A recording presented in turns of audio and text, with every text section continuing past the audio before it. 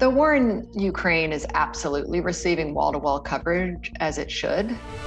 As Russia's military assault of Ukraine is underway, Russian forces are said to be making a renewed push towards Ukraine's capital, Kyiv. Live in Dnipro, Ukraine. And targets today the eastern city of Kharkiv. One of the troubling things that some experts have noticed is the tone that people are taking in order to contextualize some of the coverage is casting offensive comparisons about what Ukrainians are experiencing versus what people who've been involved in other wars and other crises have experienced. Shelters, but this isn't a place, with all due respect, like Iraq or Afghanistan, that has seen conflict raging for decades. This is a relatively civilized, relatively European, I have to choose those words carefully too, city where you wouldn't expect that or hope that it's going to happen. These are prosperous middle-class people. These are not people trying to get away from areas in North Africa.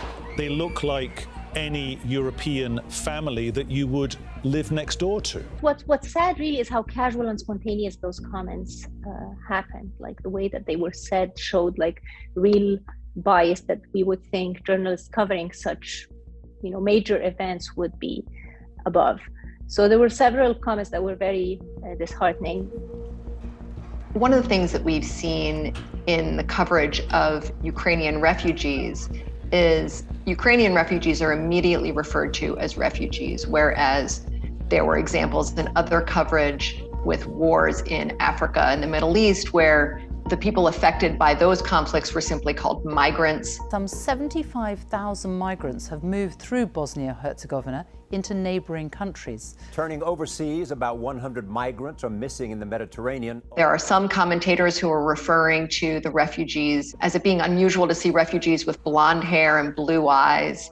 It's very emotional for me because I see European people with blue eyes and blonde hair being killed, children being killed every day with Putin's missiles. So there's an overall sympathetic characterization of Ukrainians that are being displaced that we haven't always seen in other conflicts.